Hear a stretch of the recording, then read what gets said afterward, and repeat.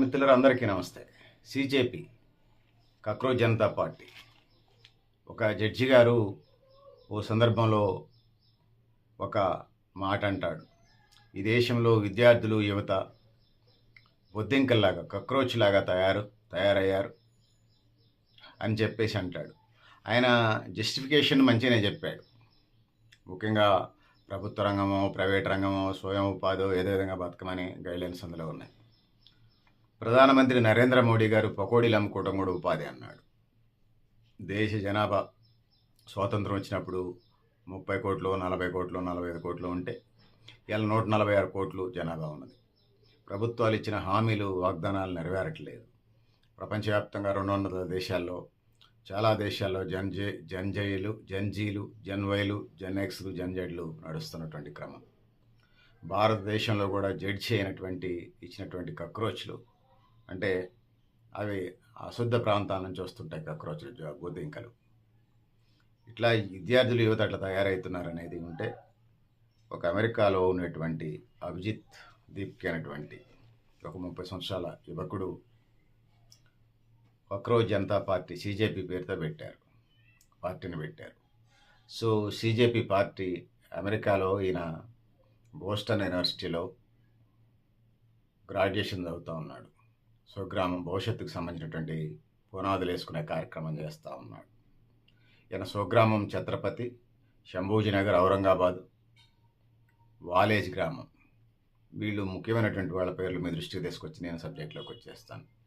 ఈ సీజేపీలో రెండో వ్యక్తి సౌరభ్ దాస్. ఈ యొక్క సీజేపీ పార్టీ కాక్రోచ్ జనతా పార్టీకి చీఫ్ అధికార ప్రతినిధి. ఇతను ఇన్వెస్టిగేషన్ జర్నలిస్ట్. సీజేపీ అంటే కాక్రోచ్ జనతా పార్టీకి సంబంధించిన విధి విధానాలు నిర్ణయాలు ప్రజలకు వివరించడం అధికారిక ప్రకటనలు చేయడం ఈయన కర్తవ్యంగా ఉంటుంది. మూడోది విజేత దహియా. ఈయన పదవి అధికార ప్రతినిధి. ఇతను కూడా ఆయన మెయిన్ చీఫ్ అయితే ఇతను ఒక అధికార ప్రతినిధి. విజేత దహియా పదవి అధికార ప్రతినిధి. నేపథ్యం సోషల్ మీడియా కార్యకర్త. పాత్ర యూత్ సమస్యలు విద్యా ఉపాధి అంశాలు పార్టీ అభిప్రాయాలు ప్రజల్లోకి తీసుకెళ్ళటం ఈయన కర్తవ్యం. ఇది నాలుగో వ్యక్తి ఆశుతోష్ రాంకా. ఈయన పదవి కూడా ఇంకొక అధికార ప్రతినిధి. ఈయన అధికార ప్రతినిధి. నేపథ్యం ఐటీఐ సంబంధించినటువంటి పూర్వ విద్యార్థి. ప్రస్తుతం చిత్ర నిర్మాతగా ఫిల్మ్ ఇండస్ట్రీలో నిర్మాతగా కొనసాగుతున్నారు. స్వగ్రామం జైపూర్లోని రాజస్థాన్.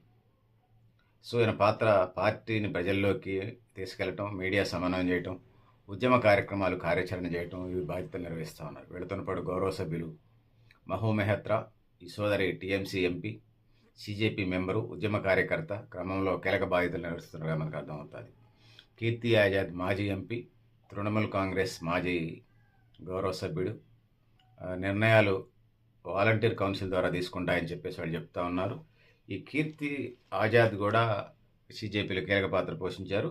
ఈ సీజేపీ కాక్రోచ్ జనతా పార్టీకి సంబంధించి నిర్ణయాలు వాలంటీర్ కౌన్సిల్ ద్వారా తీసుకుంటారని చెప్పేసి ఉద్యమం బోర్కుంటా ఉంది. ఇది పరిస్థితి. పెద్దలారా మిత్రులారా, అసలు ఈ పేపర్ లీకేజ్ ఎలా జరిగింది అనే దానికి సంబంధించి వచ్చినప్పుడు ఈ పేపరు వాళ్ళు చెప్పేటువంటి దాని ప్రకారం మనం చూసుకున్నప్పుడు ఒక కెమిస్ట్రీ లెక్చరర్ ఎన్టీఏ మెంబర్ ఆయన స్టాండింగ్ కమిటీలో ఉన్నాడు. ఇవాళ రేపు సెల్ ఫోను చేయటమే కదా, తీసుకొని దాన్ని లీక్ చేసి అమ్ముకోవటం ఇవాళ కార్యక్రమంగా ఉన్నది. అదేవిధంగా ఒక బయాలజీకి సంబంధించిన ఎన్టీఏలో ఎక్స్పర్ట్ మనీషా గురునాథ్ అనే ఆమె బాటనీ జువాలజీ లెక్చరర్. స్టూడెంట్స్కి సంబంధించిన ప్రశ్నలు ఇవన్నీ ఉన్నాయి. సిబిఐ వాళ్ళు క్రైమ్ బ్యాచ్ ఇన్వెస్టిగేషన్ సంబంధించిన వాళ్ళు చేసినటువంటి సమాచారం ప్రకారం ఆమె యొక్క ఫోన్లో ఫిజిక్స్ సంబంధించినటువంటి క్వశ్చన్ పేపర్, మెడిసిన్కి సంబంధించిన క్వశ్చన్ పేపర్ కూడా ఉంది. సో ఆ రేటుకు సంబంధించి వచ్చినప్పుడు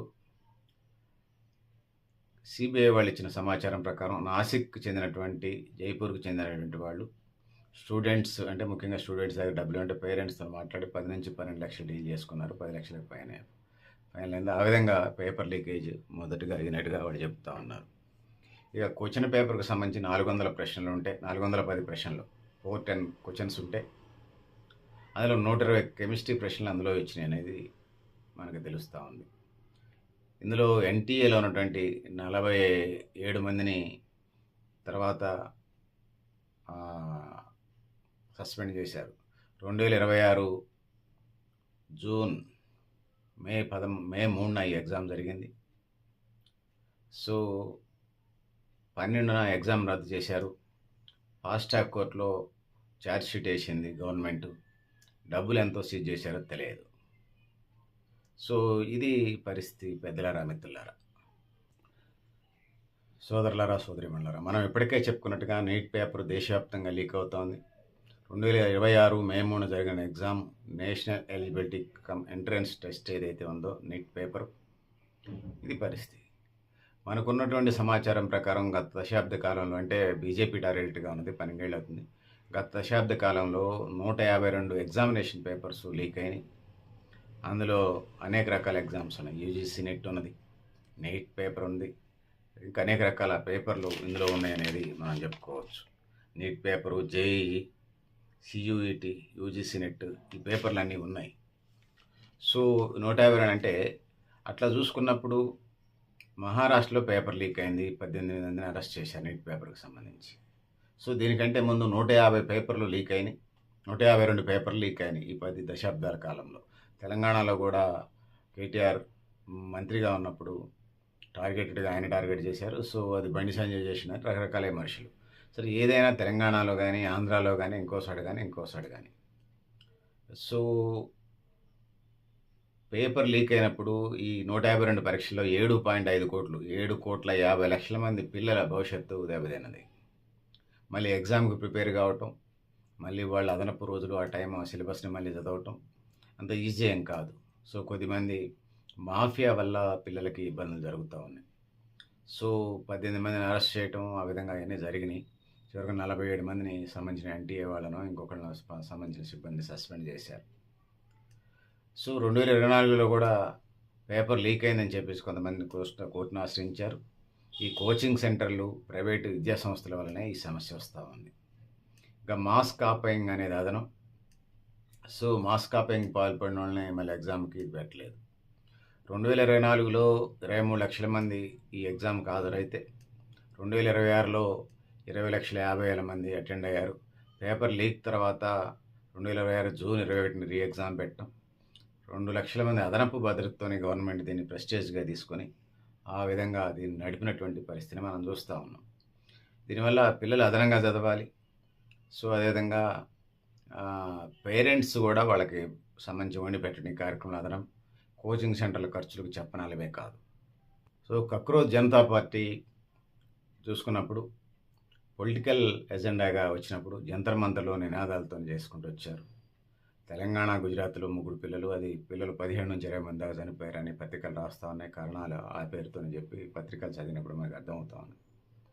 సో పెద్దలారా, మిత్రులారా, ఈ విధంగా జరుగుతున్నటువంటి పరిస్థితుల్లో జంతర్ మంతర్ వేదికగా కక్రోజ్ పార్టీ చేయటం, కాంగ్రెస్ పార్టీ, ఆమ్ ఆద్మీ పార్టీ, వామపక్షాలు, అట్లా చెప్పాల్సి వస్తే బీజేపీయేతర, ఇంకా చెప్పాల్సి వస్తే ఎన్డీయేతర పార్టీలు, పాలక వర్గాలు అందరూ కూడా ఈ యూత్ విద్యార్థులకి మద్దతు ఇచ్చినటువంటి పరిస్థితి మనం చూస్తాం.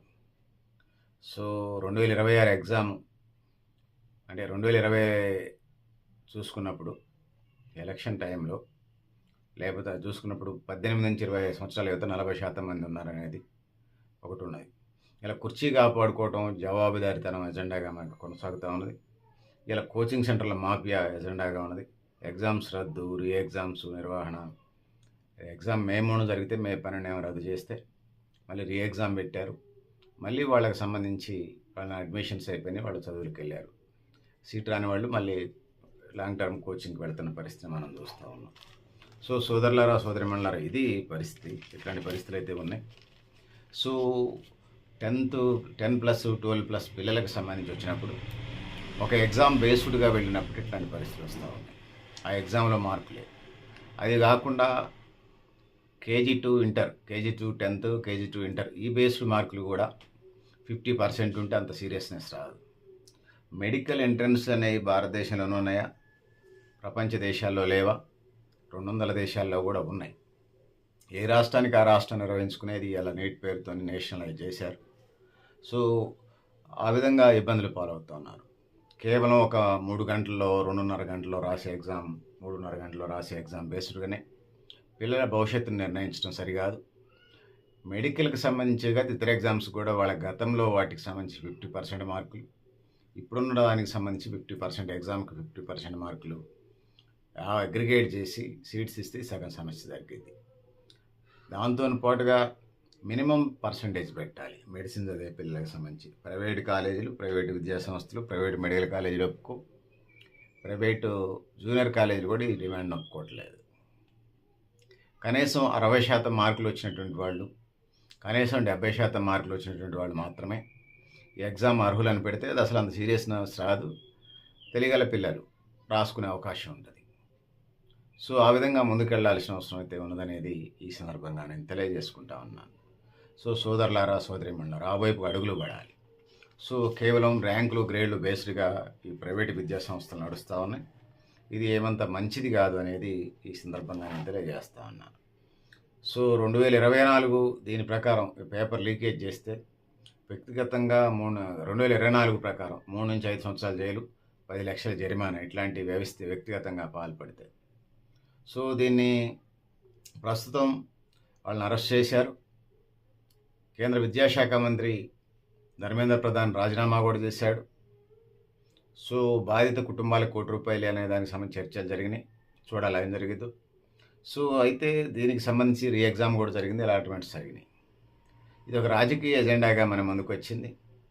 సో వ్యవస్థీకృత నేరాలకి కేంద్ర ప్రభుత్వం వెంటనే జీవోని చట్టాన్ని చేసింది. ఈ వ్యవస్థీకృతంగా పాల్పడే వాళ్ళకి సంబంధించి వచ్చినప్పుడు 5 నుంచి 10 సంవత్సరాల జైలు శిక్ష, ₹1,00,00,000 జరిమానా.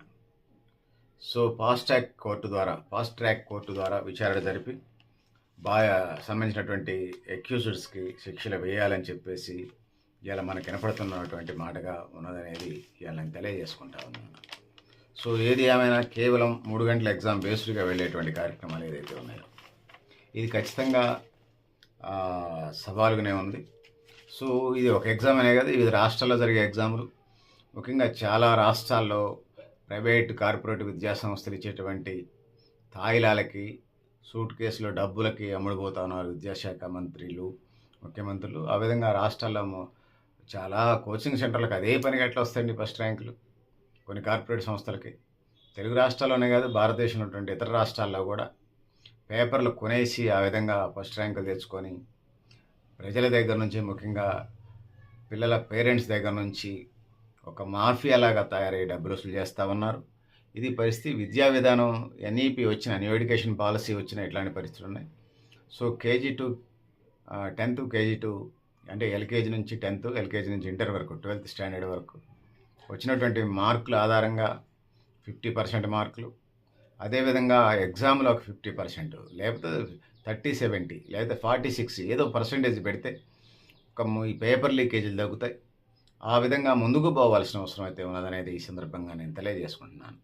సో సోదరులారా, సోదరీమణులారా, సో ఏమైనా అవకాశం ఉంటే రిజర్వేషన్స్ కూడా ఇచ్చుకోండి. ఆ విధంగా ముందుకు పోవాలని తెలియజేసుకుంటూ, సో పెద్దలారా, మిత్రులారా, మీరు కూడా మీ అభిప్రాయాలను కామెంట్ బాక్స్లో రాయని తెలియజేస్తూ, నేను గరిడేపల్లి సత్యనారాయణ, న్యూ లక్ష్య ఆర్గనైజేషన్. థ్యాంక్ యూ అనండి పెద్దలారా, మిత్రులారా.